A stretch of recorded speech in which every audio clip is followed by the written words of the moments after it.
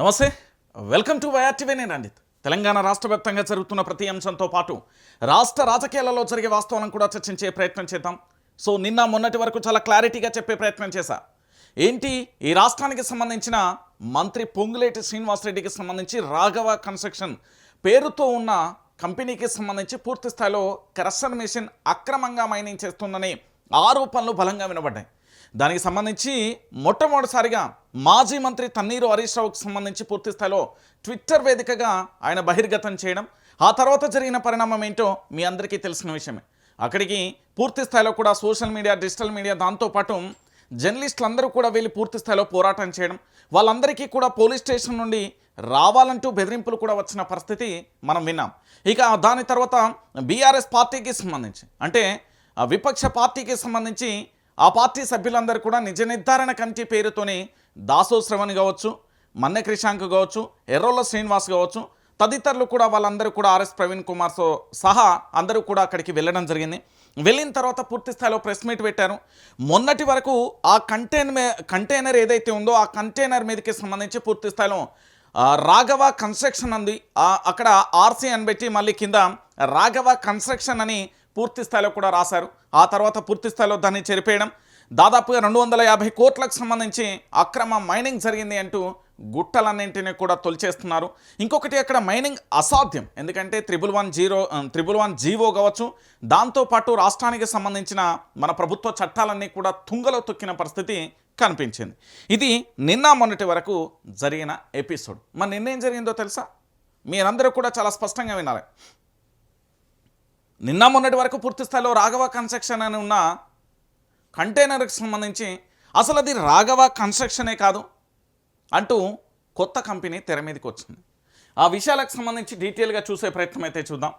So మొత్తానికి బుకాయింపు, దబాయింపు ఏం జరుగుతుంది రాఘవ కన్స్ట్రక్షన్కు సంబంధించి అంటే అక్కడ బీఆర్ఎస్ పార్టీకి సంబంధించి, దాంతోపాటు మంత్రి పొంగులేటి శ్రీనివాసరెడ్డికి సంబంధించిన కంపెనీ ఏదైతే ఉందో రాఘవ కన్స్ట్రక్షన్కి సంబంధించి బీఆర్ఎస్ పార్టీ అందరూ కూడా నిజ నిర్ధారణ కమిటీ వెళ్ళడం, అక్కడ పూర్తి స్థాయిలో సమాచారాన్ని సేకరించిన తర్వాత నిన్నటి రోజున కొంతమంది అక్కడికి వచ్చారు.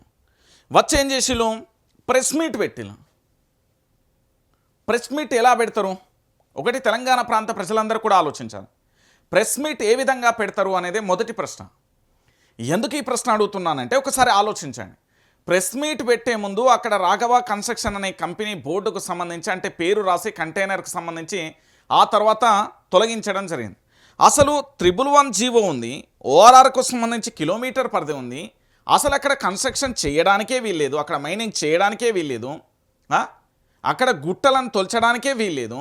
మరి అలాంటప్పుడు వాళ్ళు చేసిందే దొంగ పని, దాన్ని బీఆర్ఎస్ బయట పెట్టింది. మళ్ళీ దాన్ని పూర్తి స్థాయిలో కూడా వీళ్ళు ప్రెస్ మీట్ పెట్టిళ్ళు. వాళ్ళు ఏం మాట్లాడిల్లో చూడరు మీరే. బుకాయింపు, దబాయింపు అంటూ కూడా చూడొచ్చు. కొత్వాల్ కూడా క్రషర్పై రాఘవ కన్స్ట్రక్షన్ మాయమాటలు, పొంగులేటి కంపెనీకి అండగా రంగంలోకి కాంగ్రెస్ నేతలు, క్రషర్ వద్ద మీడియా సమావేశం పెట్టి పొంతలలేని వాదనలు, తెరపైకి కొత్తగా వచ్చిన Tirumala industries crusher company quarry పత్రాలు చూపించకుండా ఆరోపణలు, బెదిరింపులు అంటూ కూడా చూస్తున్న పరిస్థితి కనబడుతుంది. సో ఇదే అంశాన్ని ఇక్కడ ఒకసారి మనం చూసే ప్రయత్నం చేద్దాం. మీరు అందరూ కూడా చూడరు. ఇక్కడ హిమాయత్సాగర్ చెంతనే 111 జీవోకు తూట్లు పడుస్తూ గుట్టలను పిండి చేస్తూ రాఘవ కన్స్ట్రక్షన్ అక్రమ మైనింగ్ వ్యవహారం గుట్టురట్టు కావడంతో కాంగ్రెస్ పార్టీలో ప్రభుత్వ వర్గాలలో కలకలం రేగింది. ఈ వివాదం నుంచి మంత్రి కంపెనీని బయటపడేసేందుకు పూర్తి స్థాయిలో కూడా రాఘవ ప్రతినిధులతో పాటు కొందరు కాంగ్రెస్ నేతలు కూడా రంగంలోకి దిగారు. కొత్తగా మరో కంపెనీ తెర మీదకి తెచ్చారు. క్రషర్ రెడ్ మిక్స్ ప్లాంట్ సదర్ కంపెనీదేనని రాఘవ కన్స్ట్రక్షన్కు శుద్ధపూస అంటూ మాయమాటలు చెప్పి మభ్యపెట్టేందుకు తీవ్ర ప్రయత్నాలు చేశారు. ఇంకొక విషయం ఏంటంటే ఇక్కడ నిరుపేదల గుడిచెలపై విరుచుకుపడుతున్న అధికార యంత్రాంగం మాత్రం ఎలాంటి అనుమతులు లేకుండా సాగుతున్న క్రషర్పై ఎందుకు చర్యలు తీసుకోవడం లేదన్న ప్రశ్నలకు మాత్రం సమాధానం చెప్పలేకపోయారు. క్లోజర్ ఉత్తర్వులు ఉన్న రెవెన్యూ, మైనింగ్, పీసీబీకి సంబంధించిన అధికారులు అటువైపు ఎందుకు కన్నెత్తి చూడలేదన్న ప్రశ్నలకు కూడా సైతం స్పష్టత లేదు. మొత్తానికి అధికార యంత్రాంగం చేష్టలను ప్రజలందరూ కడిగి పడేస్తున్న పరిస్థితి కనబడుతుంది. సో ఇదండి మ్యాటర్. ఇక్కడ విషయం ఏంటి అంటే బీఆర్ఎస్ పార్టీకి సంబంధించిన నేతలందరూ కూడా అక్కడికి వెళ్ళారు.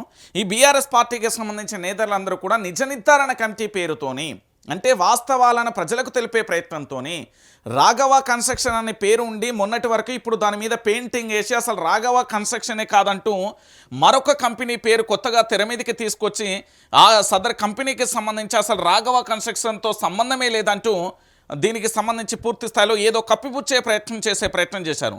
ఎందుకంటే ఇక్కడ రాఘవ కన్స్ట్రక్షన్కు సంబంధించి శుద్ధపూస అని చెప్పే ప్రయత్నం చేశారు. సరే చెప్పిల్లు, ఇక్కడ పూర్తి స్థాయిలో చట్టాన్ని అయితే తుంగలో తొక్కారు కదా. 111 జీవో ఉన్నప్పుడు ఏ విధంగా క్రష్ చేస్తారు, ఒకటి ఆ కంపెనీకి సంబంధించిన రిజిస్ట్రేషన్ ఏంది, ఆ కంపెనీకి సంబంధించి టెండర్లలో పాల్గొన్నదా, ఆ కంపెనీకి సంబంధించి క్రషర్ అనుమతులను ఏమైనా పొందిందా, అది ఏ సందర్భంలో టెండర్ వచ్చింది, లేదా ఏ సందర్భంలో కంపెనీకి సంబంధించి అప్లికేషన్ జరిగింది, దానికి సంబంధించిన అధికార యంత్రాంగానికి సంబంధించి. ఎందుకంటే ఇక్కడ రెవెన్యూకు సంబంధించిన అనుమతులు ఉండాలి, మైనింగ్కు సంబంధించిన అనుమతులు ఉండాలి, దాంతోపాటు పీసీబీ అధికారులకు సంబంధించి కూడా వాళ్ళ అనుమతులు, దాంతోపాటు పూర్తి స్థాయిలో కూడా చట్టానికి సంబంధించిన అనుమతులు ఉండాలి. అవేవీ లేకుండా పూర్తి స్థాయిలో కేవలం వచ్చి మైక్ ఉన్నది అక్కడ పూర్తి స్థాయిలో ఏంది అంటే ఆ మీడియా ఛానల్ వచ్చినాయి కదా, ఏదో చెప్పాలి, ఏమో చేయాలి, రాఘవ కన్స్ట్రక్షన్కి అసలు సంబంధమే లేదు, ఈ రాఘవ కన్స్ట్రక్షన్ కానే కాదు, మీరు ఎందుకు దాన్ని పదే పదే బయటికి తీసుకొస్తున్నారు అంటూ ఏంది అంటే కొత్త కంపెనీ పేరు తెర మీదకి తీసుకొచ్చే ప్రయత్నం చేస్తున్నారు. అంటే ఒక్కసారి ఈ క్రషర్ ఏదైతే ఉందో అసలు ఈ క్రషర్ ఏ విధంగా అనుమతులు ఇచ్చిర్రు అనేది చెప్పాలి తెలంగాణ ప్రాంత ప్రజలకు. మనం అడగాల్సింది ఏంది, ఈ క్రషర్కు అనుమతులు ఎట్లా వచ్చినాయి? నీకు రెవెన్యూ అధికారి అనుమతులు ఇచ్చిండా? రెవెన్యూ అధికారి అనుమతులు ఇస్తే ఏ సంవత్సరం ఎందుకు ఎట్లా ఇచ్చిండు? ఎందుకంటే అనుమతులు ఇవ్వకూడదు. రెండోది మైనింగ్కు సంబంధించి ఎట్లా ఇచ్చిండు? 111 జీవో అమల్లో ఉంది, దాంతోపాటుగా అది ఏంది ఓఆర్ఆర్కు సంబంధించి కిలోమీటరే ఉంది. అలా ఎలా అనుమతులు వచ్చాయి? ఇవన్నీ కూడా సమాధానం చెప్పలేక అక్కడికి వచ్చి కాంగ్రెస్ నేతలు అందరూ కూడా ఆరాటం పడతాను. ఎందుకంటే పొంగులేటి శ్రీనివాసరెడ్డి ఆశీస్సులు కావాలి, రాజకీయంగా ఎదగాలి, ఆర్థికంగా ఎదగాలి, ఆయన ఆశీస్సులు కావాలని బొక్కబోర్ల బట్టి దండం పెట్టే ప్రయత్నం చేస్తున్నాను. కానీ మీరు ప్రెస్ మీట్ పెట్టినప్పుడు దానికి సంబంధించిన రెవెన్యూ అనుమతులు, మైనింగ్ అనుమతులు, దాంతోపాటు పీసీబీకి సంబంధించిన అధికారులు ఏం చెప్పిలో ఇవన్నీ బయట పెట్టే ప్రయత్నం చేయకుండా అక్కడికి వచ్చి ప్రెస్ మీట్ పెట్టి బీఆర్ఎస్ పార్టీకి సంబంధించిన నేతలు వచ్చిళ్ళు ఇక్కడ ఇది కరెక్ట్ కాదు, దీనికి సంబంధించి అసలు రాఘవ కన్స్ట్రక్షన్కు ఆ సంబంధమే లేదు, ఇది మా కంపెనీ కాదు వేరే కంపెనీ అంటూ కొత్తగా తెర మీదకి ఎందుకు తీసుకొచ్చిళ్ళు అనేది ఇప్పటి వరకు చెప్పలేని పరిస్థితి కనబడుతుంది. ఎందుకంటే తెలంగాణ రాష్ట్ర వ్యాప్తంగా ఉన్న ప్రతి ఒక్కరు కూడా ఆలోచించాల్సిన విషయం ఇది. అక్రమంగా 111 జీవోకు తూట్లు పొడుస్తూ జరిగిన ఈ రాఘవ కన్స్ట్రక్షన్ మంత్రి పొంగులేటి శ్రీనివాసరెడ్డి మీద వస్తున్న ఆరోపణలకు ఆయన అక్కడికే రావాలి. అక్కడికే వచ్చి ఓ చేతిలో రాజీనామా పత్రం పట్టుకొని ఇంకో చేతిలో నాకు సంబంధం లేదని చెప్పాలి. ఇక్కడ నడిచిన వెహికల్ ఏంటిది, సీసీ కెమెరా ఆధారంగా ఆ వెహికల్కి సంబంధించి రోజు ఎంత మైనింగ్ జరిగింది, దాంతోపాటు ఎన్ని టిప్పర్లు బయటికి పోయినాయి, దాంతోపాటు అవి ఎక్కడెక్కడ వస్తున్నాయి, ఆ బ్యాంక్ డీటెయిల్స్ ఎవరికి, ఆ మైనింగ్ జరిగిన ప్రాంతాలలో అవన్నీ కూడా ఎవరి జేబులోకి వెళ్ళినాయి, ఆ పైసలు ఇప్పటివరకు ఎవరు తిన్నారు ఏంది అనేది బయట పెట్టాలి బూట్పురాని. ఈ ముచ్చట్లు ఎప్పుడు మాకెందుకు? మా సంపదను కొల్లగొట్టడానికి మీరెవరయ్యా? మా సంపదను కొల్లగొట్టడానికి మీరెవరు? తెలంగాణ ఉద్యమంతో సంబంధం లేదు. ఈరోజు పెట్టుబడిదారు వ్యవస్థ లెక్క మంత్రి పదవి ఉన్నది కదా అని ఇష్టానుసారంగా చెలరేగిపోతే ప్రజలు దానికి బ్రహ్మాండమైన సమాధానం చెప్తారు. సో మొత్తానికి దీని పంచాయతీకి సంబంధించి వీళ్ళు మరొక్కసారి వివాదాస్పదంగా మారిపోయింది. సో దీనికి సంబంధించి ఇక్కడికి పొంగులేటి శ్రీనివాసరెడ్డి రావాలి, ఆయన నిలబడాలి, దాంతో ఏం సంబంధం లేదనాలి. అక్కడ టిప్పర్లు ఏవైతే ఉన్నాయో ఈ క్రషర్కు సంబంధించి వాళ్ళు చెప్పిన మాటనే ఏది క్రషరు రెడ్మిక్స్ దాంతోపాటు ప్లాంట్కు సంబంధించి కంపెనీ వాళ్ళదే అంటారు కదా, వేరే కంపెనీ పేరు చెప్పారు కదా. సో దానికి సంబంధించి పూర్తి స్థాయిలో కూడా ఆ అనుమతులు ఏమున్నాయి, రెవెన్యూ ఏమన్నది, దాంతోపాటు 111 జీవోకి ఎట్లా తూట్లు పొడిచిళ్ళు ఇవన్నీ కూడా బయట పెట్టే ప్రయత్నం చేయకుండా బెదిరించే ప్రయత్నానికి దూరనివ్వబోతున్నారు. దీనికి సంబంధించి ఈ తిరుమల ఇండస్ట్రీస్ క్రషింగ్ కంపెనీకి సంబంధించి పేరు చెప్తున్నారుగా, ఈ తిరుమల ఇండస్ట్రీస్ క్రషర్ కంపెనీకి సంబంధించి వాళ్ళు ఎట్లా అనుమతులు వచ్చినాయి అనేది తెలంగాణ ప్రాంత ప్రజలకు చెప్పుర్రు. ఇక ఈ దోసుకునే పంచాయతీ ఇట్లున్నది. ఇక దాంతోపాటు మనందరికీ తెలిసిన విషయమే ఆర్టీసీ పేరు అందరం విన్నాం. రోడ్డు ట్రాన్స్పోర్ట్ కార్పొరేషన్కు సంబంధించి ఆర్టీసీకి సంబంధించి ఏం జరిగింది, గత ప్రభుత్వం అంటే కల్వకుంట్ల చంద్రశేఖరరావు గారి ప్రభుత్వంలో పూర్తి స్థాయిలో కూడా ఆర్టీసీని విలీనం చేస్తాం ప్రభుత్వంలో అంటూ ఒక ప్రతిపాదన తెర మీదకి తీసుకొస్తే అప్పటి గవర్నర్ తమిళసై సౌందర్యరాజన్, మీరు ఈ పేరు చరిత్రలో గుర్తుపెట్టుకోవాలి, ఆర్టీసీ కార్మికులకు సంబంధించి పూర్తి స్థాయిలో కూడా అడ్డంకులు సృష్టించే ప్రయత్నం చేసి దాన్ని బిల్లును ఆపే ప్రయత్నం జరిగింది. ఆ తర్వాత ఆర్టీసీ కార్మికులందరూ కూడా ఆనాడు గవర్నర్ బంగ్లా ముంగట ధర్నా చేసే ప్రయత్నం చేసిళ్ళు మనందరికీ తెలిసిన విషయమే. అయితే ఇదే అంశాన్ని ఎన్నికల ముందు కాంగ్రెస్ పార్టీ ఏమని చెప్పింది, ఆర్టీసీని మేము ప్రభుత్వంలో విలీనం చేస్తామంటూ కూడా వాళ్ళ యొక్క మేనిఫెస్టోలో పెట్టిరు. మరి ఆర్టీసీని విలీనం చేస్తామని మేనిఫెస్టోలో పెట్టిన తర్వాత మరి ఈరోజు ఎందుకు చేయలేదంటూ ఆర్టీసీ కార్మికులకు సంబంధించి పూర్తి స్థాయిలో కూడా ధర్నాలు, రాస్తారోకోలు అవన్నీ చేసిన పరిస్థితి మనందరం కూడా అయినాం. అయితే ఇక్కడ ఇంకొక విషయం ఏంటంటే, మనందరం గుర్తుపెట్టుకోవాల్సిన విషయం ఏంటంటే, ఈరోజు ఆర్టీసీ కార్మికుల ఉద్యోగాలు వాళ్ళ యొక్క భవిష్యత్తు ప్రశ్నార్థకంగా మారబోతున్నాయి. వాళ్ళ యొక్క గమ్యం ముద్దాడక ముందుకే పూర్తి స్థాయిలో కూడా వాళ్ళ వ్యవస్థలన్నింటినీ కూడా నిర్వీర్యం చేసే పరిస్థితి వస్తుంది. ఆర్టీసీ డ్రైవర్ అయినా, ఆర్టీసీ కండక్టర్ అయినా దయచేసి నేను చెప్పే ఈ వార్త మీ ఆర్టీసీ లోకమంతా వినండి. ఒకసారి ఇక్కడ విజువల్ చూడండి, మీకే సినిమా మొత్తం అర్థమైపోతుంది. ఇది ఆటో. ఏమాటో? ఆటోకు సంబంధించి పూర్తి స్థాయిలో హైదరాబాద్ పరిసర ప్రాంతం కానీ కొన్ని జిల్లాలలో పూర్తిగా కూడా ఆటోకు సంబంధించి మన రవాణా వ్యవస్థకు సంబంధించి పూర్తి స్థాయిలో ఆటోలో వెళ్తాం. ఆటోకు సంబంధించి వెనకేమున్నది? డ్రైవర్లు కావాలను. దేనికి డ్రైవర్లు కావాలన్నట?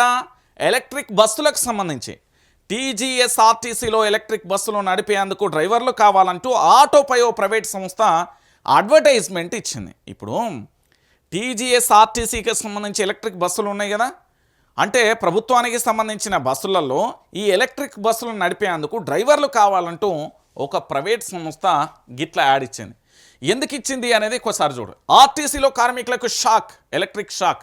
ఎందుకంటే ఎలక్ట్రిక్ బస్సులతో 10,000 మంది డ్రైవర్ల భవిష్యత్తు అగమ్య గోచరం.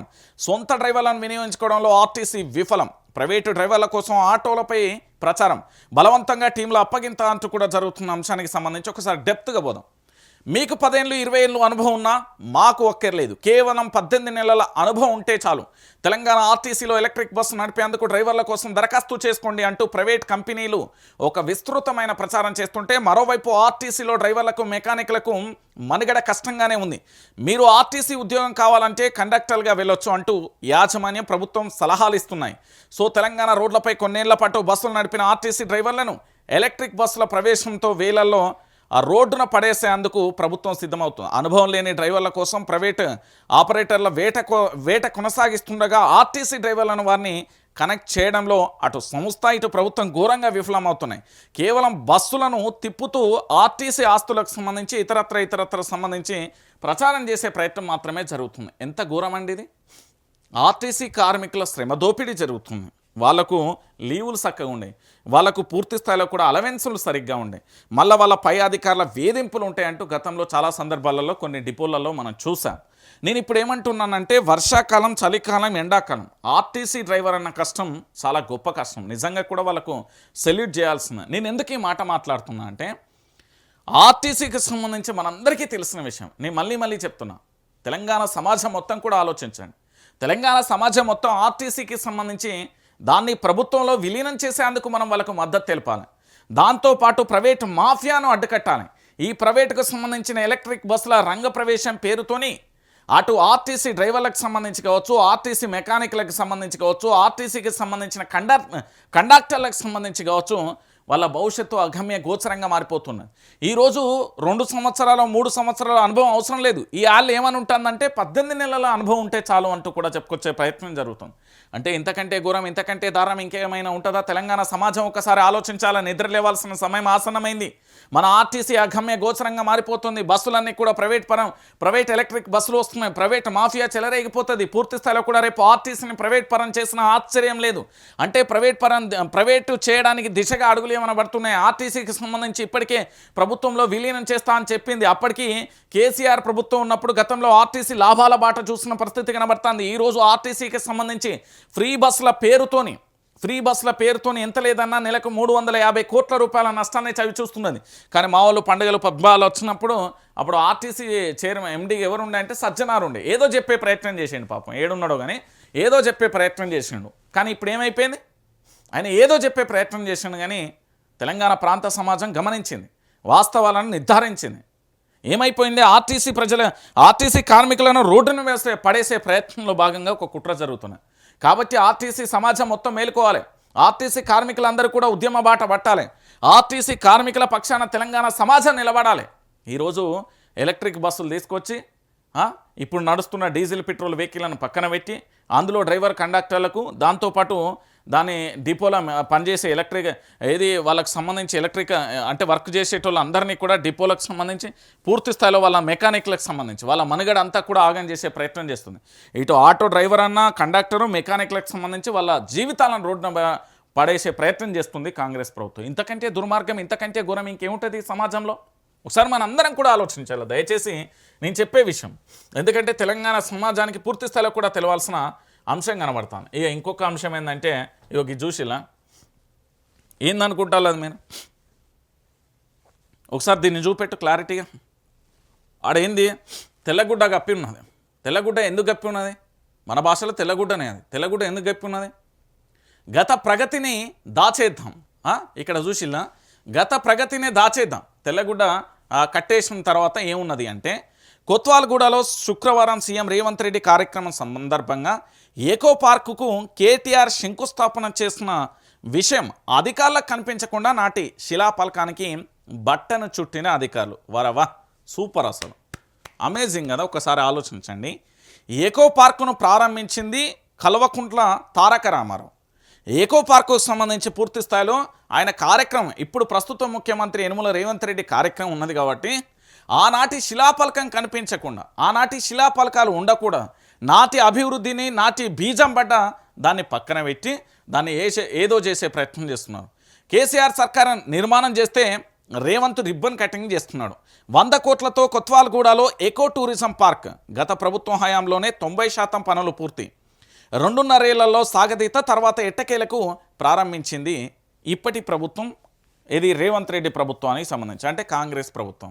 మీరు ఒక్కసారి అందరూ కూడా ఆలోచించాలి. ఏకో పార్కుకు సంబంధించి కల్వకుంట్ల తారక రామారావు అంటే ప్రస్తుతానికి సంబంధించిన బీఆర్ఎస్ పార్టీకి సంబంధించిన అధ్యక్షుడు, సిరిసిల్లకు సంబంధించిన ఎమ్మెల్యే, అసెంబ్లీ సభ్యుడు, ఆయన అప్పుడు మంత్రిగా ఉన్నప్పుడు పూర్తి స్థాయిలో ఈ ఎకో పార్కు కోసం 100 కోట్ల రూపాయలను వెచ్చించి టూరిజాన్ని ఎకో టూరిజం పార్కును ఏర్పాటు చేసి దాదాపుగా కేసీఆర్ ప్రభుత్వం ఉన్నప్పుడే 90% పనులన్నీ కూడా పూర్తయిపోయాయి. 1% కాదు, 90% పనులన్నీ పూర్తయిపోయిన సందర్భంలో దానికి సంబంధించి పూర్తి స్థాయిలో ఈ 90% పనులన్నీ కూడా పూర్తయిన తర్వాత 90% పనులన్నీ పూర్తయింది కేసీఆర్ ప్రభుత్వంలో.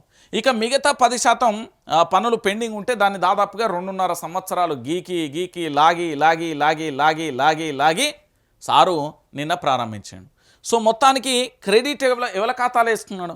కష్టపడ్డది, దాన్ని నిర్మించింది, దాన్ని పూర్తి స్థాయిలో కూడా బాగు చేసింది ఎవరు అంటే పూర్తి స్థాయిలో కూడా కేసీఆర్ ప్రభుత్వానికి సంబంధించి చేసింది. కానీ రిబ్బన్ కటింగ్ చేసింది ఎవరు? ఎకో టూరిజం పార్కుకు సంబంధించి ఎవరు రిబ్బన్ కటింగ్ చేసిండు అంటే యనుమల రేవంత్ రెడ్డికి సంబంధించి కూడా జరిగింది. సో కేసీఆర్ సర్కార్ నిర్మాణానికి సంబంధించి రేవంత్ రిబ్బన్ కటింగ్ చేసిండు. అయితే రేవంత్ రిబ్బన్ కటింగ్ చేస్తే తప్పులేదు, కానీ ఆయన నిన్న ఒక మాట మాట్లాడాడు, అది నాకు కాస్త బాధ అనిపించింది. ఎక్కడ ఒక్కసారి నేను చూడాలి, నేను ఏదో పేపర్లో చదివాను, అది ఒక్కసారి పేపర్ నిన్న ఆయన మాట్లాడినమాట. ఇక చూడు బాబ్బా, ఒక్కసారి ఇది చూడు. సో మొత్తానికి క్రెడిట్ కేటీఆర్ది.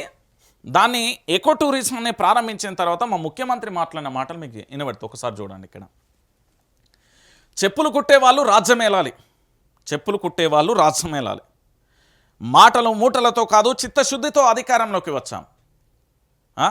ఒకసారి మీరే ఆలోచించాల్సిన విషయం ఇది. తెలంగాణ సమాజం కూడా అంతా కూడా ఆలోచించాల్సిన విషయం ఏంటంటే తెలంగాణ సమాజానికి నేను మళ్ళీ చెప్తున్నా, చెప్పులు కుట్టే వాళ్ళు రాజ్యం ఏలాలి. దాంతోపాటు మాదిగ ఎంప్లాయీస్ కోఆర్డినేషన్ కమిటీ సన్మాన సభలో సీఎం రేవంత్ రెడ్డి అంటూ కూడా చెప్పిండు. ఏమని చెప్పిండు అంటే ఇక్కడ ఏం చెప్పిండు ఏం కథ అనేది చూద్దాం. ఎకో పార్కు ప్రారంభోత్సవంలో మకావుతో సీఎం రేవంత్ రెడ్డి అంటూ కూడా చెప్పిన పరిస్థితి కనబడుతుంది. మళ్ళీ ఒకసారి చాలా స్పష్టంగా చూద్దాం. ఇక్కడ చెప్పులు కుట్టుకునే వాళ్ళు రాజ్యం ఏలాలని సీఎం రేవంత్ రెడ్డి అన్నారు. మీ పిల్లలు మాత్రమే రాజ్యాలు ఏలాలా, మిగిలిన వారు మాత్రం బర్రెలు గొర్రెలు గాయాలా, మాదిగలు చెప్పులు కుట్టుకోవాలా అని గత బీఆర్ఎస్ ప్రభుత్వ పాలకులను ఉద్దేశించి సీఎం రేవంత్ ప్రశ్నించారు. ఏ జాతి వారైతే చెప్పులు కుడతారో వాళ్ళే డాక్టర్లు, లాయర్లు, ఇంజనీర్లు, కలెక్టర్లు, ఎమ్మెల్యేలు, ఎంపీలు కావాలని రాజ్యాన్ని నడపాలని ఆకాంక్షించారు. అప్పుడే ఈ జాతి గౌరవం పెరుగుతుందని సీఎం అన్నారు. తనకు శక్తి ఉన్నంత వరకు సాయం అందించే బాధ్యత తీసుకుంటానని, తాను ఎవరికి వ్యతిరేకం కాదన్నారు. తాను అందరి వాడినని ముఖ్యమంత్రి స్పష్టం చేశారు. తనకు వచ్చిన ఈ అవకాశాన్ని 100 మందికి సాయం చేయడమే లక్ష్యంగా పనిచేస్తానని తెలిపాను. శుక్రవారం శిలాకల్ప ఏంది శిల్పకళ వేదికలో మాదిగ ఎంప్లాయీస్ కోఆర్డినేషన్ కమిటీ ఆధ్వర్యంలో సీఎం రేవంత్ రెడ్డి సన్మాన సభను నిర్వహిస్తే అక్కడ పాల్గొని మాట్లాడినట్టే బుల్లెట్ ట్రైన్ హబ్గా శంషాబాద్ ఎకో పార్కు ప్రారంభోత్సవంలో సీఎం రేవంత్ రెడ్డి అంటూ కూడా చెప్పాడు. నేనేమంటున్నానంటే ఈ రాష్ట్రానికి సంబంధించి ఇప్పటి వరకు ఒక దళిత ముఖ్యమంత్రి కాలే. మీరందరూ కూడా ఆలోచించండి. ఏమని చెప్పిండు అంటే మాటలు మూటలతో కాదు చిత్తశుద్ధితో అధికారంలోకి వచ్చినాయి. ఇక్కడే దొంగ దొరికిపోయింది. ఎట్లా అంటే మాటలు చెప్పిండు 6 గ్యారెంటీలు 13 అంశాలు 420 హామీలు చెప్పలే తమ్ముడు. ఒకసారి మీరు స్పష్టంగా ఆలోచించాలి.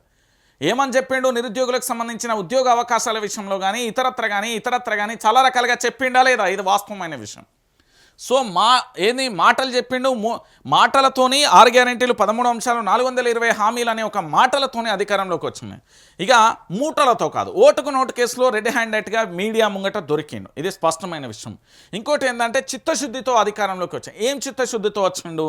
ఏమని చెప్పిండు అంటే పూర్తి స్థాయిలో మేము అధికారంలోకి వస్తే అన్ని రకాలుగా ఒక మనిషి సాహసం చేయని అంటే అవి అమలు కాని హామీలని తెలిసి కూడా అసలు అమలు అనేది అసాధ్యమని తెలిసి కూడా వాటన్నింటిని కూడా చిత్తశుద్ధితో అధికారంలోకి వస్తున్నామని చెప్పాడు. మరి ఏది మీ చిత్తశుద్ధి ఏడమేంటి?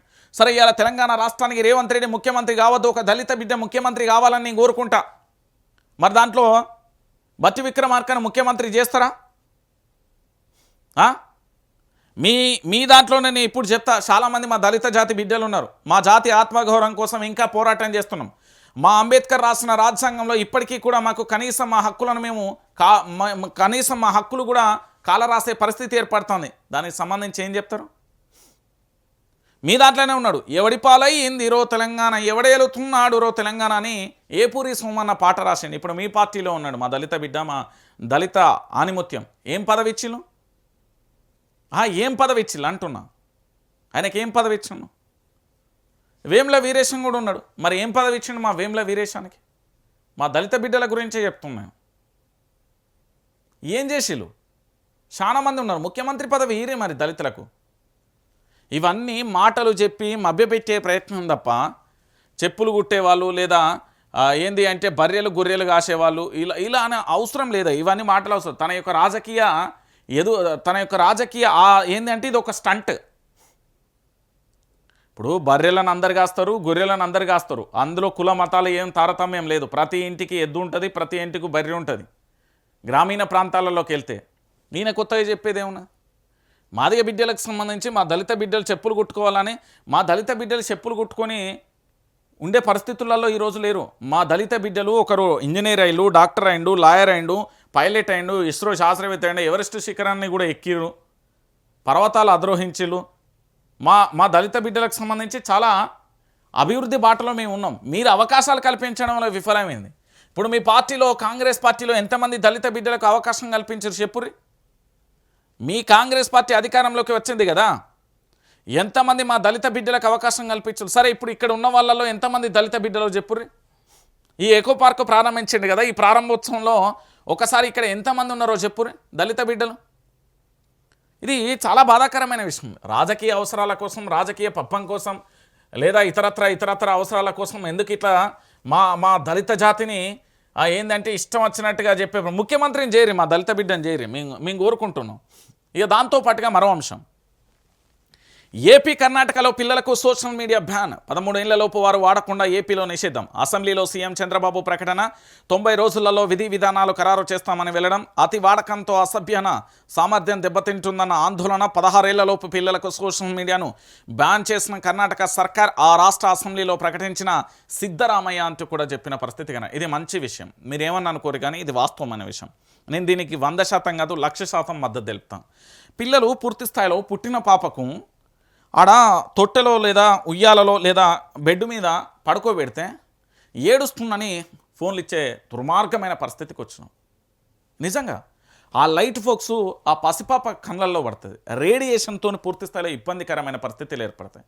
ఇంకొక బాధాకరమైన విషయం ఏంటంటే ఈ సోషల్ మీడియాకు సంబంధించి ఈ సోషల్ మీడియా వల్ల 16 ఏళ్లలోపు పిల్లలకు సంబంధించి మొబైల్ ఇవ్వడం వల్ల ఏంటంటే గాడి తప్పుతున్నారు పూర్తి స్థాయిలో. వాళ్ళు ఏం చేస్తున్నారు ఏం కథ తల్లిదండ్రులకు తెలియలేకపోవడం. ఆ ఫేస్బుక్ అని, ఇన్స్టా అని, ట్విట్టర్ అని ఈ రకరకాల యాపులలో చాలామంది కూడా మన కాడ చదువుకు అంటే అదేంది రీల్స్ల మీదనే ఎక్కువ బతికెత్తున్న పరిస్థితి కనబడుతుంది. ఆ రోడ్ల మీద డ్యాన్స్ చేస్తారు, వాటర్ ట్యాంకుల మీద డ్యాన్సులు చేస్తారు, మురికి నీళ్ళల్లో డ్యాన్సులు చేస్తారు. దాంతోపాటు ఎక్కడ పడితే అక్కడ డ్యాన్సులు చేసి ఆగమాగం చేసి ఆ రీల్స్ మనగాను పాడుగాను ఆ రీల్స్ చేసి వాళ్ళ యొక్క వ్యక్తిగత జీవితాలను చాలా వరకు కూడా ఆ రీల్స్ చూసి వేరేటోడు మెసేజ్ చేయడం, ఈ మెసేజ్ చేయడం, ఆ తర్వాత వాళ్ళు ఏంది పరారు కావడం, పెళ్ళిళ్ళు చేసుకోవడం, మళ్ళీ డైవర్స్ కావడం, సూసైడ్లు చేసుకోవడం, ఇలాంటి పరిస్థితులు తెలంగాణలో చాలా కనబడతాయి మీకు. మైనర్లకు సంబంధించి చాలా వరకు కూడా ఈ సోషల్ మీడియా వల్ల చెడిపోతున్నారు అని దేశవ్యాప్తంగా చాలా రాష్ట్రాలలో చర్చ జరిగింది. దాంట్లో భాగంగా 16 ఏళ్లలోపు పూర్తి స్థాయిలో కూడా పిల్లలకు సోషల్ మీడియా రద్దు చేయాలని మన సిద్ధరామయ్య కర్ణాటక సర్కార్ ప్రకటించిన తర్వాత ఏపీ సీఎం చంద్రబాబు కూడా ప్రకటించారు. తెలంగాణలో కూడా అది అమలు కావాలని కోరుకున్నాం. 16 ఏళ్ళు కాదు 18 ఏళ్ళ వరకు పూర్తి స్థాయిలో వాళ్ళ 10వ తరగతి పూర్తయ్యే వరకు. అరే వెనకంటే ఏ మొబైల్ ఉన్నాయి బాయ్, ఏ మొబైల్ ఉన్నాయి? 2010 ముందు ఏ మొబైల్ వాడిర్రు? దేనికోసం సోషల్ మీడియా? వాళ్ళు ఏదో బొప్చిక్ అని ఒక పాట పాడితే వాళ్ళను సోషల్ మీడియా హైలైట్ చేస్తే తీసుకుపోయి సెలబ్రిటీల దగ్గర ఏమున్నది సోషల్ మీడియాతో? ఒక వ్యాయామం లేదు, ఒక ఆటలు లేవు, ఓ గ్రౌండ్కి వెళ్ళేది లేదు, దాంతోపాటు శారీరక శ్రమ లేదు. 24 గంటలు ఈ ఫోన్లు ఒత్తుకుంటా, పాటలు పెట్టుకుంటా, రీల్స్ చేసుకుంటా చేస్తే ఏమొస్తుంది? ఏం ఉపయోగం? నీ శరీరానికి పని చెప్పకపోతే, దాంతోపాటు పూర్తి స్థాయిలో ఈ సోషల్ మీడియాకు అడిక్ట్ అయ్యి చదవకపోతే, ఆ చదువు సక్కరాదే కమ్యూనికేషన్ స్కిల్స్ లేకపోయి ఈరోజు జనరేషన్ చాలా మూడు జనరేషన్లు ఖరాబ్ అయిపోతున్నాయి ఫోన్ల వల్ల. ఇప్పటికీ 2 జనరేషన్లు ఆగమైపోతే మరో జనరేషన్ కూడా ఆగమైపోతుంది. నేను చెప్తున్నా కదా, ఈరోజు యువతకు సంబంధించి చాలా రకాలుగా ఇబ్బందులు ఏర్పడుతున్నాయి, చాలా రకాల. ఇక్కడ ఎవరైతే ఆడామొగా అని తేడా లేదు. ఈ సమాజంలో పూర్తి స్థాయిలో 18 ఏళ్లలోపు ఫోన్లు వాడుతున్నారో తల్లిదండ్రులు ఉద్యోగాలకు పోయొచ్చి లేదా వాళ్ళ ఆర్థిక పరిస్థితికి ఉపాధి చేసుకుని వచ్చేలోపు ఇంట్లో ఏం జరుగుతుందో తెలియని పరిస్థితులలో ఉంది. ఇది చాలా బాధాకరమైన విషయం చాలా రకాలుగా. నేను చెప్తున్నా కదా, ఈ సోషల్ మీడియాను 18 ఏళ్లలోపు పిల్లల వరకు బ్యాన్ చేస్తే తెలంగాణ సమాజం కూడా చల్లగా ఉంటుంది. నేను మళ్ళీ చెప్తున్నా కదా, ఎందుకంటే పూర్తి స్థాయిలో తెలంగాణ రాష్ట్ర వ్యాప్తంగా కూడా తెలవాల్సిన అవసరం ఉంది. ఇక దాంతోపాటుగా ఇంకొక అంశం, మాజీ సైనికులు సమరయోధులకు భూములు క్లియరెన్స్ ఇస్తలే 2.5 ఏళ్ళుగా నిలిచిపోయిన ఎన్ఓసీల జారీ అంటూ కూడా చెప్తున్న పరిస్థితి కనబడుతుంది. ఇక ఏంది అంటే పూర్తి స్థాయిలో ఒకసారి చూద్దాం. ఏది CCLAలో 700కు పైగా జిల్లాలలో వందలాది ఫైల్స్ పెండింగ్, అప్రూవల్ ఇవ్వద్దంటూ కలెక్టర్లకు మౌఖిక ఆదేశాలు. హైదరాబాద్ చుట్టుపక్కల జిల్లాలలో కోట్లలో భూముల రేట్లు, కుటుంబ అవసరాలకు అమ్ముకోలేక లబ్ధిదారుల కష్టాలు. ఎన్ఓసీలకు సంబంధించి ఇప్పిస్తామంటూ రంగంలోకి దళారీ వ్యవస్థ వచ్చిపోయిన పరిస్థితి కనబడుతుంది. అంటే మాజీ సైనికులు ఈ భారతదేశ రక్షణ కోసం, ఇక్కడి ప్రజల కోసం బార్డర్లో పనిచేసే సైనికులు కావచ్చు, స్వాతంత్ర సమరయోధులు అంటే ఈ భారతదేశం బ్రిటిష్ పెత్తందారి వ్యవస్థ నుంచి విముక్తి కలవడానికి పోరాటం చేసిన సంబంధించిన కేటాయించిన భూములు ఏవైతే ఉన్నాయో ఆ క్రమ విక్రయాలకు సంబంధించి ప్రభుత్వం నుంచి అనుమతి లభించలేదు. దశాబ్దాల కింద అసైన్ చేసినప్పటికీ కూడా కీలకమైన ఎన్ఓసీలకు సంబంధించి జారీ ప్రక్రియ గత 2.5 ఏళ్ళుగా పూర్తిగా కూడా పెండింగ్లో పడింది. రాష్ట్ర వ్యాప్తంగా వివిధ జిల్లాలలో వందల సంఖ్యలో కూడా లబ్ధిదారులు పెట్టుకున్న అప్లికేషన్లకు మోక్షం లభించక ఆయా కార్యాలయాల్లో మూలుగుతున్నాయి. ఇంకోవైపు అన్ని రిపోర్ట్లు వచ్చి CCLAలోనూ 700కు పైగా కూడా అప్లికేషన్ల పేరుకుపోయాయి. ఈ నిబంధనల ప్రకారం ఫైలు సిద్ధం చేసినప్పటికీ కూడా పై స్థాయి నుండి ఎలాంటి అనుమతులు రాకపోవడంతో ఎక్కడికక్కడ కూడా ఆగిపోతున్న పరిస్థితి కనబడుతుంది. సో మొత్తానికి స్వాతంత్ర సమరయోధులైన ఈ దేశానికి సంబంధించిన సైనికులైనా వాళ్ళకి సంబంధించి ఎందుకు ప్రభుత్వాలు భూముల రేట్లు పెరిగినంత మాత్రాన వాళ్ళు చేసిన కష్టం వృధానా? వాళ్ళు ఆనాడు పోరాటం చేసి ఆనాడు పూర్తి స్థాయిలో భారతదేశానికి సంబంధించి స్వాతంత్రం తేవడం కోసం వాళ్ళు పోరాటం చేయడం ఒక భాగం అయితే, ఈ దేశ రక్షణ కోసం పనిచేస్తున్న సైనికులకు సంబంధించిన భూములు ఇవ్వడానికి కూడా కష్టపడుతున్నాయి. ఇక ఇదంతా ఎన్ఓసీలు ఇత్తలేరని ఏం జరిగింది? ఈ దళారీ వ్యవస్థ రంగంలోకి దిగింది. దళారీ వ్యవస్థ రంగంలోకి దిగి చేసిన ఘనకార్యం ఏంటంటే వీళ్ళ దగ్గర డబ్బులు దండుకొని పూర్తి స్థాయిలో చేతులు ఎత్తేసి వాళ్ళు మోసపోయే పరిస్థితులు ఏర్పడుతున్నాయి. తెలంగాణలో జరుగుతున్న వాస్తవమైన దృశ్యాలు ఇవన్నీ తెలంగాణలో జరుగుతున్న వాస్తవమైన దృశ్యాలు. నేను ఎందుకు ఈ మాట చెప్తున్నానంటే తెలంగాణ ప్రాంత ప్రజలందరూ కూడా ఆలోచించాల్సిన విషయం ఇది. ఇక దాంతోపాటుగా ఇంకొక అంశాన్ని కూడా చూద్దాం. ఏంది అంటే ఇది ఇంపార్టెంట్, చాలా ఇంపార్టెంట్. ఒక్కసారి ఇది చూడురి, తెలంగాణ ప్రాంత ప్రజలందరూ చూడాలి. ఇది ఒక్కసారి పూర్తి స్థాయిలో ప్రజలకు చూపెట్టు, ఎందుకంటే తెలంగాణ సమాజానికి పూర్తిగా అర్థం కావాల్సిన విషయం ఇది. తెలంగాణ రాష్ట్ర రాజకీయాలలో పూర్తి స్థాయిలో కూడా ఈ తెలంగాణ సమాజానికి పూర్తిగా కూడా అర్థం కావాల్సిన విషయం. ఒకసారి చూడుని, ప్రజల సొమ్ముతో ఇతర రాష్ట్రాలలో ప్రభుత్వ ప్రకటనలు ఖజానాకు చిల్లు పడుతున్నాయి. ప్రజల సొమ్ముతోని ఇతర రాష్ట్రాలలో ప్రభుత్వ ప్రకటనలు. అయ్యా రేవంత్ రెడ్డి తెలంగాణ రాష్ట్రంలో ఏం చేసినావు ఒకసారి తెలంగాణ ప్రాంత ఇది ఒకసారి దీన్ని తెలంగాణ ప్రాంత ప్రజలకు చూపెట్టు. ఇతర రాష్ట్రాలలో తాజాగా కేరళకు సంబంధించి ఎన్నికలు ఉంటే అక్కడ వార్తాపత్రికలలో ఆడిస్తున్నాను. నేను రాష్ట్ర ముఖ్యమంత్రిగా బాధ్యతలు స్వీకరించినా ఇక్కడ పూర్తి స్థాయిలో ఏం లేవు, మట్టి కుండలు తప్ప ఏం కనబడతలేదు, ఒక్క రూపాయి లేదు, అప్పుల కుప్పగా మారిపోయింది, అప్పుల రాష్ట్రాన్ని మార్చేస్తున్న ఈ యనుమల రేవంత్ రెడ్డి చెప్పే దొంగ మాటలు స్పష్టంగా బయటపడ్డాయి. ఈయన చెప్పేది ఒకటి చేసేది ఒకటి. ఎందుకంటే ఇతర రాష్ట్రాలలో యాడ్ ఎందుకు ఇవ్వాలి? తెలంగాణ రాష్ట్రంలో కాంగ్రెస్ పార్టీ ఏం చేసింది? ఏ ఆర్టీసీ బస్సు ఫ్రీ ఇచ్చినవా? నెలకు 350 కోట్ల రూపాయలు నెత్తి మీద పడి లబో దిబో మనం మొత్తుకుంటున్నారు. ఏం చేసినావు నువ్వు? తెలంగాణ రాష్ట్రం జీరో కరెంట్ ఎన్ని కుటుంబాలకు ఇచ్చినావు? ఏం చేసినావు చెప్పు? ఏది గ్యాస్కు సంబంధించి సబ్సిడీ ఇప్పుడు చూపెట్టు. గ్యాస్ ఇవాళ 110 రూపాయలు ఏమో పెరిగింది. ఏం చేసిండో చెప్పురి. ఇతర రాష్ట్రాలకు సంబంధించి ఇక చూడురి, తెలంగాణ ప్రభుత్వ ప్రకటనలు ఇతర రాష్ట్రాలలో వెలువడడం మరోసారి రాజకీయ చర్చకు దారితీస్తుంది. తాజాగా కేరళలోని వార్తాపత్రికలలో తెలంగాణ ప్రభుత్వం తమ పథకాలపై ప్రకటనలు ఇవ్వడం వివాదాస్పదంగా మారింది. గతంలో బీహార్లో కూడా ఇదే తరహాలో కూడా ప్రకటనలు వెలువడిన విషయం గుర్తు చేస్తూ ప్రతిపక్షాలు విమర్శలు గుప్పిస్తున్నాయి. అయితే ఇతర రాష్ట్రాలలో ప్రకటనలు ఇవ్వడం కొత్త విషయం కాదని రాజకీయ విశ్లేషకులు చెప్తున్నారు. సాధారణంగా రాష్ట్రాల సంస్కృతి, పర్యాటకం, ఆధ్యాత్మిక కార్యక్రమాల ప్రచారం కోసం దేశవ్యాప్తంగా ప్రకటనలు ఇవ్వడం సాధారణంగా జరిగింది. ముఖ్యంగా పెద్దల ఉత్సవాలు, పర్యాటక ప్రోత్సాహం లేదా ఆధ్యాత్మిక కేంద్రాల ప్రచారం కోసం ఇతర రాష్ట్రాలలో కూడా ప్రకటనలు ఇవ్వడం గతంలోనూ జరిగింది. కానీ కేవలం ఇతర రాష్ట్రాలలో ఎన్నికల సమయంలో మాత్రమే తెలంగాణ ప్రభుత్వం ప్రకటనలు ఇవ్వడం తాజాగా రాజకీయంగా దుమారం రేపుతుంది. దీంతో తెలంగాణ ప్రభుత్వ విధానాలపై మరోసారి విమర్శలు వెల్లువెత్తుతున్నాయి. రాష్ట్రంలో సంక్షేమ పథకాలు అమలు, అభివృద్ధి పనులకు నిధుల కొరత ఉందని అధికార యంత్రాంగం చెప్తుండగా, అదే సమయంలో ఇతర రాష్ట్రాలలో భారీ ప్రకటనలపై ప్రజాధనం ఖర్చు చేస్తున్నారని ప్రతిపక్షాలు మండిపడుతున్నాయి. రాష్ట్ర ప్రజల పన్నుల ద్వారా వచ్చే నిధులను ఖజానాకు చిల్లు పెడుతూ ఇతర రాష్ట్రాలలో ప్రకటనల కోసం వినియోగించడం అనవసరం, వ్యయం కాదా అనే విశ్లేషకులు ప్రశ్నిస్తున్నారు. ఓవైపు సంక్షేమ పథకాల అమలు, విద్యార్థులకు అందాల్సిన సౌకర్యాలు, రైతు సంక్షేమ కార్యక్రమాలకు సంబంధించిన నిధుల విషయంలో కూడా పూర్తి స్థాయిలో ఇబ్బందులు పడుతున్న పరిస్థితి కనబడుతుంది. ఏం చేస్తున్నారు అంటే తెలంగాణ రాష్ట్రాన్ని ఈ సొమ్మును ఎత్తుకపోయి బంగారు పల్లెంలో తీసుకుపోయి ఆ కేరళలో ఇట్లా కుమ్మరిచ్చేస్తున్నారు. అప్పుల రాష్ట్రం, అప్పుల దిబ్బ, అప్పులను ఆగం చేస్తున్నారు. నా భాషలో చెప్పాలంటే కుక్కలు చింపిన ఇస్తారాకు చేస్తున్నారు తెలంగాణ రాష్ట్రాన్ని. చూడుది, కేరళలో ఈ వార్తాపత్రికలలో తెలంగాణ ప్రజల కోసం ఏం చేసిందని, అసలు ఏం చేసింది తెలంగాణ ప్రాంత ప్రజలకు? వీళ్ళు ఏం చేయకుండా వీళ్ళ యొక్క స్వార్థ రాజకీయాల, కుటిల రాజకీయాల కోసం నా తెలంగాణ సమాజాన్ని, నా తెలంగాణ కష్టాన్ని మొత్తం కూడా అప్పుల కుప్పగా మార్చేసి ఇగో కేరళలో ఇట్లా ప్రకటనలు ఇస్తుంది. ఏం చేసినావయ్యా రేవంత్ రెడ్డి గారు? ఈ తెలంగాణ రాష్ట్రానికి నువ్వేం చేసినావో చెప్పు. ఏ ఒక్క పథకాన్ని పూర్తి స్థాయిలో ఇంప్లిమెంటేషన్ చేసినావో చెప్పు. రుణమాఫీ 100% జరగలేదు. ఇప్పటికీ కూడా ఆ ములకనూరు దగ్గర ఒక గ్రామానికి సంబంధించిన గ్రామ పంచాయతీ దగ్గర ఇప్పటికీ ఫ్లెక్సీ కనబడుతుంది. పెట్టుబడి సాయం ఏడబైంది? నీ పెట్టుబడి సాయం, రైతు బంధు, నీ పింఛన్ల పెంచుదల ఏడిపోయింది? నీ ఆర్టీసీ ఫ్రీ అన్న 350 కోట్ల రూపాయలు నష్టం వస్తుంది. ఏమైపోయింది చెప్పు తెలంగాణ సమాజానికి. చెప్పవయ్యా ఏం చేసినావు? జీరో కరెంట్ ఎన్ని కుటుంబాలు ఇస్తాను? సబ్సిడీ ఎంతవరకు ఇస్తాను? విద్యార్థుల నిరుద్యోగులకు ఉద్యోగ అవకాశాలు వాళ్ళ నిరుద్యోగ భృతేది? విద్యార్థులకు సంబంధించి విద్యార్థులకు సంబంధించిన స్కాలర్షిప్లు పెండింగ్ బకాయిలేవి, ప్రైవేట్ హాస్పిటల్ పెండింగ్లేవి. ఏం చేస్తుంది? లొట్టపీజ్ చేస్తుంది. వీళ్ళు ఆసరా పింఛన్లు పెంచిన రకరకాలుగా అక్కడ యాడ్ ఇచ్చుకునే ప్రయత్నం చేస్తారు. ఎంత బాధాకరమైన విషయం ఇది. మన సొమ్ము పక్కోడికి అప్పచెప్పుడు ఏందండి? మన తెలంగాణ రాష్ట్ర ప్రజల సొమ్మును ఇతర రాష్ట్రాలలో అప్పచెప్పడం ఏందండి? ఒకసారి మీరు అందరూ కూడా ఆలోచించాల్సిన విషయం. ఎంత బాధాకరమైన విషయం ఇది, ఎంత ఘోరమైన విషయం.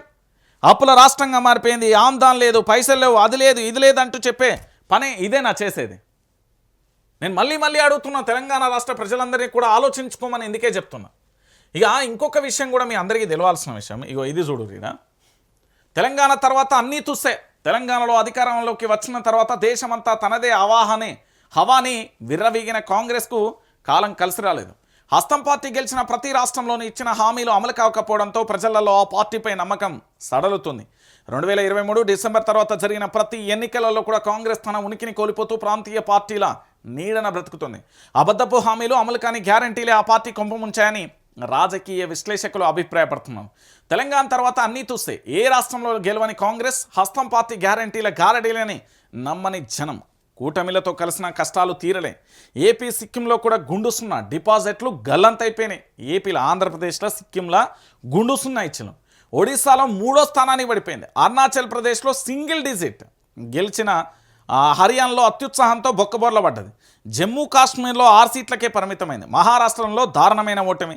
కూటమిలో తోక పార్టీల కాంగ్రెస్. జార్ఖండ్లలో అధికారంలో ఉన్న అది హేమంత్ సొరైన్ చరవే. ఇక కేరళలో గడ్డుకాలమే. తమిళనాడులో డిఎంకేకి తోక పార్టీ. కాశ్మీర్ నుంచి కన్యాకుమారి దాకా హస్తానికి తిప్పలు. పార్టీని నమ్ముకున్న విహెచ్ మధు యాష్కిలకు సంబంధించి మొండి చేయి. తెలంగాణ ప్రాముఖ్యత కంటే వ్యక్తిగత విధేయతకే సంబంధించి పెద్దపీఠం వేసిన పరిస్థితి కనబడుతుంది. ఇక చెప్పురు ఏం చేసింది? మీ హస్తం పార్టీ తుస్సుమన్నది. ఇక్కడ ఒక్కడి నుంచి కాదు, కాశ్మీర్ నుంచి కన్యాకుమారి వరకు. ఒక్క రాష్ట్రమా 2 రాష్ట్రం. ఏపీలో బొక్కబొర్ల పడ్డది, సిక్కింలో బొక్కబొర్ల పడ్డది, ఒడిశాలో బొక్కబొర్ల పడ్డది, అరుణాచల్ ప్రదేశ్లో బొక్కబొర్ల పడ్డది, హర్యానాలో అదే బొక్కబొర్ల పడ్డది, జమ్మూ కాశ్మీర్లో బొక్కబొర్ల పడ్డది, మహారాష్ట్రలో బొక్కబొర్ల పడ్డది, జార్ఖండ్లో అంటే హేమంత్ సొరైన్ అది, కేరళలో గదే పరిస్థితి, తమిళనాడులో ఆగమైపోయింది. కాశ్మీర్ నుండి కన్యాకుమారి వరకు వీళ్ళ పార్టీ ఏమొచ్చింది? ఏం రాలే. అడ్డమైన హామీలు, అడ్డమైన కూతలు, అడ్డమైన ఆలోచనలు, అడ్డమైన నిర్ణయాలతోనే ఆగం చేసే పరిస్థితి ఇదే కాంగ్రెస్. ఇంతకు మించి ఏముంటుంది? కాంగ్రెస్ లొట్టపీస్ కాంగ్రెస్. ఏమున్నది ఈ కాంగ్రెస్లో? కార్యకర్తలకు న్యాయం చేయలేని కాంగ్రెస్, నమ్ముకున్న వాళ్ళని నిలబెట్టని కాంగ్రెస్. ఏం చేస్తుంది ఈ కాంగ్రెస్? మీ పార్టీలో చాలా మంది ఉన్నారు. రేపు పొద్దుగాల లిస్టు తీసుకొచ్చి చదువుతాం ఎంతమందికి అన్యాయం చేసింది మీ పార్టీ అనేది. మధు యాష్కి విహెచ్కి ఎందుకు ఇవ్వలేకపోయింది? దానికి సంబంధించి ఏమైనా సమాధానం ఉన్నదా? లేని పరిస్థితి కనబడుతుంది. తెలంగాణ ప్రాంత ప్రజలందరూ కూడా ఆలోచించాల్సిన విషయం.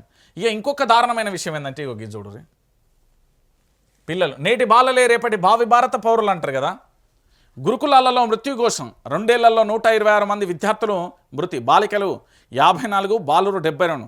నెలకు సగటున 5 దుర్మరణం. ఆశ్రమ బడుల నుంచి వసతి గృహాల వరకు విద్యార్థుల వేదన, రోదన, ఆత్మహత్యలు పట్టని ప్రభుత్వం. నిత్యం ఫుడ్ పాయిజన్ ఘటనలు. పాత కాంట్రాక్టర్లే కొనసాగింపు. ప్రిన్సిపల్స్ గుత్తేదారుల కుమ్మక్కు. నాణ్యత పాతర ఎలుకలు కరుస్తున్న కన్నెత్తి చూడని అధికారులు. ఒకసారి ఏ జిల్లాలో ఏమేమి జరిగిందో కూడా చూసే ప్రయత్నం చేద్దాం. విషాద ఘటనలకు సంబంధించిన వివరాలు. నేటి బాలలు రేపటి భావి భారత పౌరులు ఇతరులు నాకు తెలంగాణలో అంటే లేని పరిస్థితి కనబడతాం. విద్యాసంస్థకు మృతుల సంఖ్య చూద్దాం. గురుకులాలకు సంబంధించి 50 మంది విద్యార్థులను కోల్పోయినాం. కస్తూర్బాకు సంబంధించిన విద్యాలయాల్లో 25 మంది యువతను కోల్పోయినాం. సంక్షేమ హాస్టళ్లలో 24 మంది యువతను కోల్పోయినాం. ఆశ్రమ పాఠశాలకు సంబంధించి భవిష్యత్తును తీర్చిదిద్దే మన బాలికలను కోల్పోయినాం. మోడల్ స్కూళ్ళల్లో 7 కోల్పోయినాం. ప్రభుత్వ స్కూళ్ళల్లో 4 కోల్పోయాం. ఎంత జిల్లాల వారీగా చూసే ప్రయత్నం చేద్దాం. నల్గొండలో అత్యధికంగా, ఈ తెలంగాణ రాష్ట్రంలో నల్గొండలో అత్యధిక మంత్రులు ఉన్న ఆ నల్గొండ జిల్లాకు సంబంధించి 22 మందిని కోల్పోయాం. ఆదిలాబాద్కు సంబంధించి గిరిజనులకు పెట్టింది పేరు, అక్కడ 22 మందికి కోల్పోయాం. వరంగల్కు సంబంధించి కాకతీయ సామ్రాజ్యానికి సంబంధించి అక్కడ 14 మంది యువతను కోల్పోయాం. ఖమ్మం జిల్లాకు సంబంధించి పూర్తి స్థాయిలో భద్రాద్రి రాములోరికి సంబంధించి సాక్షిగా 12 మందిని కోల్పోయినాం. ఇక మహబూబ్ నగర్కు సంబంధించి 11 మంది, వెమ్లవాడ రాజన్న సాక్షిగా 11 మందిని కోల్పోయాను. గురుకుల విద్యార్థులకు నాణ్యమైన ఆహారం అందక దవాఖాన పాలవుతూ కలుషిత ఆహారం తిని అనారోగ్య పాలవుతున్నారు. గత 2 ఏళ్లలోనే ఏకంగా 126 మంది గురుకుల విద్యార్థులు మృతి చెందడం పరిస్థితి తీవ్రతను చూపిస్తున్నారు. మృతులలో బాలికలు 54 మంది కాగా బాలురు 72 మంది ఉన్నారు. ఈ పరిస్థితి సర్కార్ అనాలోచిత నిర్ణయాలు, పర్యవేక్షణ లోపాలే కారణమని విద్యావేత్తలు, గురుకుల సిబ్బంది ఆందోళన వ్యక్తం చేస్తున్నారు. గురుకుల పాఠశాలల్లో విద్యార్థుల ప్రాణాలు పోతుంటే సర్కార్ మాత్రం పేరుకు ఎంక్వైరీ కమిటీ వేయడం, కుంటు తుడుపుగా అక్కడి వార్డెన్ లేదంటే ప్రిన్సిపాల్ను సస్పెండ్ చేసి చేతులు దులుపుకోవడం పరిపాటిగా మారింది. అంతే తప్ప అసలు వాటికి కారణాలేంటి, ఎందుకు ఇలాంటి ఘటనలు పునరావృతమవుతున్నాయి, ఎవరు దీనికి కారకులు, పరిష్కారం ఏంటి అనే అంశాలు ప్రభుత్వం ఉన్నతాధికారులు దృష్టి సారించడం లేదు. ఆ విద్యాశాఖకు సంబంధించిన ఆయన పేరు ఏం పేరు ఉండే ఆఫీసర్గా ఆకునూరి మురళి అట సస్తే చావండి అంటుండే. ఆయన ఒక ఇంటర్వ్యూలో చూసిన, ఎవరో చేసి ఉండే ఆ ఇంటర్వ్యూలో సస్తే చావండి అని చెప్తుండు. ఎవరండి ఆయనే? అలాంటి మూర్ఖపు ఆలోచనలు ఉన్న వ్యక్తిని తెలంగాణ సమాజం మేధావి అంటదా? మేధావుల పేరుతోని కుట్రల ఏమంటున్నా అంటే మేధావుల పేర్లతోని కుటిల రాజకీయాలు చేస్తున్నారు, కుట్రలు చేస్తున్నారు, కుతంత్రాలు చేస్తున్నారు. ఈ తెలంగాణ రాష్ట్రాన్ని ఆగం చేసే ప్రయత్నం చేస్తున్నారు. దయచేసి తెలంగాణ సమాజం ఆలోచించండి, ఇప్పటికైనా మేలుకోండి. వైఆర్టీవీకి సంబంధించి పూర్తి స్థాయిలో నేను చాలా స్పష్టంగా చెప్తున్నా, ఇది మీది, ప్రజలది, ప్రజల కోసం నిలబడుతుంది, ప్రజల కోసం ఉంటుంది. ఇకనైనా తెలంగాణ సమాజం పూర్తి స్థాయిలో ఆలోచించి తెలంగాణ రాష్ట్రాన్ని రక్షించుకుందాం, తెలంగాణ రాష్ట్రాన్ని కాపాడుకుందాం. జై తెలంగాణ.